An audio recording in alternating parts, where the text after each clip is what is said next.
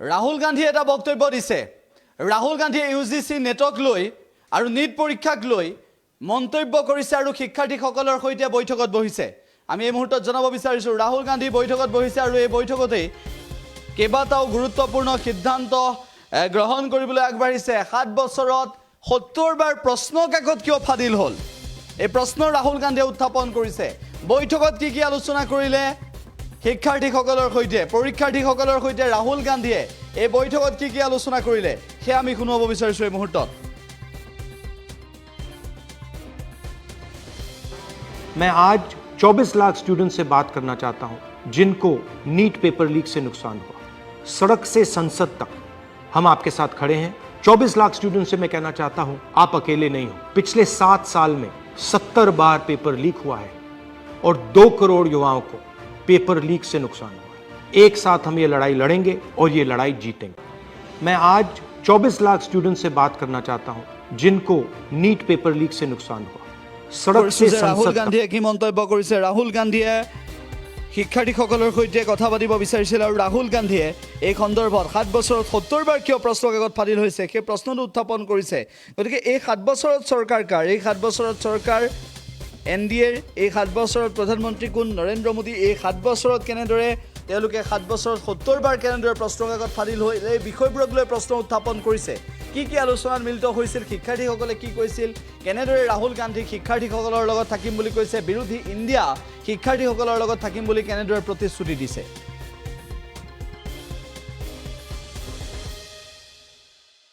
बात करना चाहता हूं जिनको नीट पेपर लीक से नुकसान हुआ। सड़क से संसद तक हम आपके साथ खड़े हैं। 24 लाख स्टूडेंट से मैं कहना चाहता हूं आप अकेले नहीं हो। पिछले 7 साल में 70 बार पेपर लीक हुआ है और 2 करोड़ युवाओं को पेपर लीक से नुकसान हुआ है। एक साथ हम ये लड़ाई लड़ेंगे और ये लड़ाई जीतेंगे। मैं आज 24 लाख स्टूडेंट से बात करना चाहता हूं। Only about 24 lakh NEET students. It's about whole family. There was a digital leak also this time. हमारे सोशल मीडिया अकाउंट्स बैन किए जा रहे हैं, हमारी वीडियोस डिलीट की जा रही हैं। मेरा माम पूरे सा हम लोग नहीं हो पाता। और आपके हाथ में, अगर आप क्लैरिटी से खड़े हो गए और पीछे नहीं हटे, उन दोनों को आपकी बात मानी।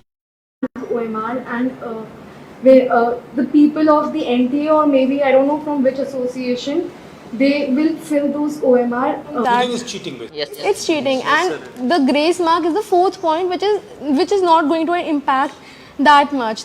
सर मेन इशू जो है वो हमारा पेपर लीक है, क्योंकि सर सबसे पहले अनुराग जो स्टूडेंट्स था उसने ऑलरेडी स्टेटमेंट्स में कहा है कि एग्ज़ाम लीक हुआ है। सर एग्ज़ाम लीक हुआ है, उसने ऑलरेडी प्रूवन किया हुआ है। और हम शिक्षा मंत्री श्री धर्मेंद्र प्रधान जी से मिले थे, उन्होंने स्टार्टिंग में कहा था कि NTA में कोई ऐसा कुछ गड़बड़ी नहीं हुई है, और जहाँ पर 2 सेंटर्स पर ये चीज़ देखी गई है उनको हम अभी वहाँ पर जांच की जाएगी। और हमने मांगे रखी थी कि रीनीट होना चाहिए और CBI जांच होनी चाहिए, बट उन्होंने सीधा जो आंसर दिया था वो दिया था कि सब चीज़ हम सुप्रीम कोर्ट की मानेंगे, जो सुप्रीम कोर्ट फैसला करेगा वही माने। बट सर सुप्रीम कोर्ट ने डायरेक्ट जितने भी केसेस हम PIL डाल रहे हैं लोग इस चीज़ के ऊपर, डायरेक्ट जितने भी फैसले हैं वो सारे 8 जुलाई को दिए जाएंगे। बट उससे पहले स्टूडेंट्स पर इतना स्ट्रेस बढ़ रहा है, इतना प्रेशर पड़ रहा है। सर हमारे पेरेंट्स भी इस चीज़ से दुखी हैं कि बच्चा मतलब इतने मार्क्स ला रहा है कि वो एलिजिबल है हर साल के अकॉर्डिंग। बस मेन जो डिस्टर्बेंस हुई है इस एग्जाम में वो है एक तो पेपर लीक, और दूसरी जो स्टूडेंट्स जो NTA ने ग्रेस मार्क्स दिए वो तो एक छोटा सा उन्होंने ग्रेस मार्क्स दिए वो अपने पेपर लीक को छुपाने के लिए। सर इतने दिन से आपको पता है कि गर्मी कितनी है, कुछ लोग गर्मी से मर भी रहे हैं, लेकिन सर हम स्टूडेंट्स और हमारे पेरेंट्स रोड्स पर इतनी गर्मी में सर लड़ रहे हैं इंसाफ के लिए, लेकिन सर हमारे लिए कोई भी कार्रवाई नहीं कर रहे हैं, ना ही हमारे इंसाफ के लिए कोई कार्रवाई कर रहे हैं। क्योंकि सर हमारे सोशल मीडिया अकाउंट्स बैन किए जा रहे हैं, हमारी वीडियोस डिलीट की जा रही हैं, हम अपने लिए आवाज़ उठा रहे हैं। उनसे रिलेटेड जितने वीडियोस सर को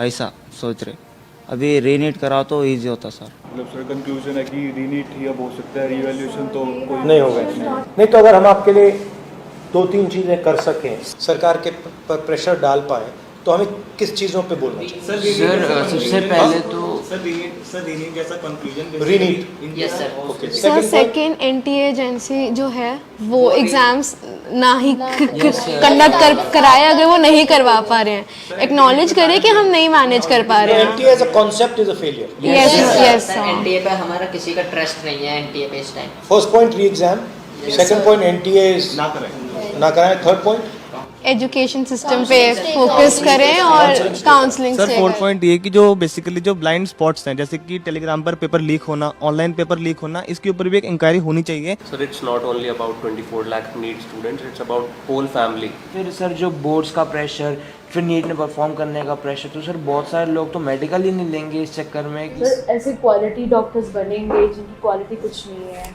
जो যিকোনো খবৰৰ বাবে যোগাযোগ কৰক আমাৰ এই নম্বৰত 7099017330 আৰু 7099017110।